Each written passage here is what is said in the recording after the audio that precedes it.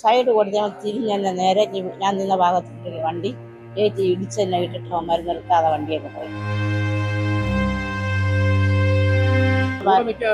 ആരുമില്ല, ഒറ്റയ്ക്കേ ഉള്ളൂ.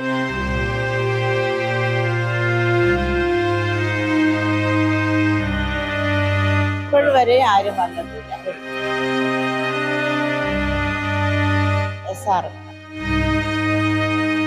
സുലൈഖ ബീവിക്ക് ഇത് രണ്ടാം ജന്മം. ഏതാനും മണിക്കൂറുകൾക്ക് മുന്നേ സുലൈഖ ബീവിയെ ഒരു സ്വകാര്യ ബസ് ഇടിച്ചു തെറിപ്പിച്ചു. എന്നിട്ട് തിരിഞ്ഞൊന്ന് നോക്കുക പോലും ചെയ്യാതെ കടന്നു കളഞ്ഞു. എന്തൊരു ക്രൂരമായ ലോകമാണല്ലേ. പഴയന്തേ വന്ന് ഇറങ്ങിയിട്ട് കടയ്ക്കാവൊരു വണ്ടി കയറി മേലെ വെട്ടൂർ ഇറങ്ങിയിട്ട് ആ വണ്ടിയിൽ നിന്ന് ഇറങ്ങിയിട്ട് ഞാൻ സൈഡിൽ കൂടെ ഞാൻ നടന്ന് പോവുകയാണ്. അപ്പം അവിടെ നിന്നൊരു വണ്ടി ഇങ്ങോട്ട് വന്നപ്പം ആ വണ്ടിക്ക് സൈഡ് കൊടുത്ത് ഞാൻ തിരിഞ്ഞെന്നെ നേരെ ഞാൻ നിന്ന ഭാഗത്തിട്ടൊരു വണ്ടി കയറ്റി ഇടിച്ചെന്നെ ഇട്ടിട്ട് അവന്മാർ നിർത്താതെ വണ്ടിയൊക്കെ പോയി. സംഭവം ഇങ്ങനെ വിവരിക്കാം. വെട്ടൂർ സ്വദേശിയാണ് പരിക്കേറ്റ സുലൈഖ ബീവി. നെടുങ്കണ്ട കുളത്തൂപ്പുഴ റൂട്ടിൽ സർവീസ് നടത്തുന്ന SR എന്നു പേരുള്ള സ്വകാര്യ ബസ്സാണ് സുലൈഖ ബീവിയെ ഇടിച്ച് തെറിപ്പിച്ചത്. പരിക്കേറ്റ സുലൈഖയും കണ്ടുനിന്ന നാട്ടുകാരും നെഞ്ചത്ത് കൈവച്ച് പൊട്ടിക്കരഞ്ഞു. എന്നിട്ടും ബസ്സുകാർ കണ്ണിൽ ചോരയില്ലാതെ പെരുമാറി. അവർ പരിക്കേറ്റ സ്ത്രീയെ ആശുപത്രിയിൽ എത്തിക്കാൻ തയ്യാറായില്ലെന്ന് മാത്രമല്ല, ജീവനക്കാർ ആരും തന്നെ സുലൈഖയോട് എന്തെങ്കിലും കുഴപ്പമുണ്ടോ എന്ന് പോലും ചോദിച്ചില്ല.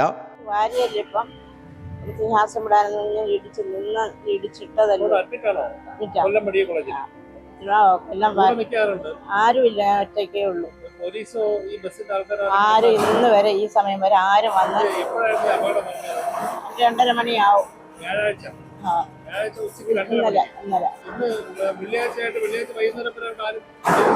ഇപ്പോഴും വരെ ആരും വന്നിട്ടില്ല.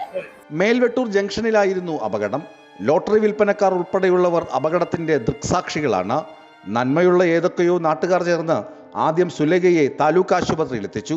പ്രാഥമിക പരിശോധനയിൽ ആന്തരിക ക്ഷതങ്ങളും പരിക്കുകളും ഗുരുതരമാണെന്ന് തിരിച്ചറിഞ്ഞ ഡോക്ടർമാർ സുലൈഖയെ വളരെ വേഗം പാരിപ്പള്ളി മെഡിക്കൽ കോളേജിലെത്തിക്കാൻ നിർദ്ദേശിച്ചു. എനിക്ക് പിന്നെ വീണപ്പോൾ അവിടെ ഭാഗ്യക്കുറി വിറ്റോണ്ടിരുന്ന അവിടെ കടയിലുള്ളവരൊക്കെ പിടിച്ചിളക്കി കൊണ്ടിരുത്തി വെള്ളമൊക്കെ തന്ന് എനിക്ക് പിന്നെ ഒരു ഇതൊന്നും ഇല്ലായിരുന്നു. പിന്നെ അവിടെ നിന്ന് എൻ്റെ ഒരു ഫ്രണ്ട്സിൻ്റെ മോൻ എന്നെ നേരെ ആശുപത്രി കൊണ്ടുവന്നു.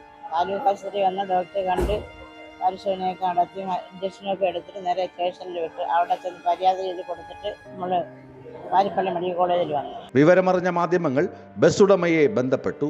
അയാൾ പീലാത്തോസിനെ പോലെ കൈ കഴുകി. ഇതെന്ത് ലോകമെന്ന് അന്തിച്ച മാധ്യമങ്ങൾ ഹിറ്റ് ആൻഡ് ഡ്രൈവിനെതിരെ കർശന നിയമ നടപടിയെടുക്കുമെന്ന് ഇടയ്ക്കിടെ മന്ത്രി ഗണേഷ് കുമാർ പ്രഖ്യാപിക്കും. പക്ഷേ നാട്ടിൽ നടക്കുന്ന ക്രൂരതകൾ ഇങ്ങനെയൊക്കെ തുടരുന്നുണ്ട്. പോലീസും മന്ത്രിയുമൊക്കെ വെറും നോക്കുകുത്തികൾ. ഇവർക്കെതിരെ ആര് നടപടിയെടുക്കാൻ? വിസ്മയ ന്യൂസ്, വർക്കല.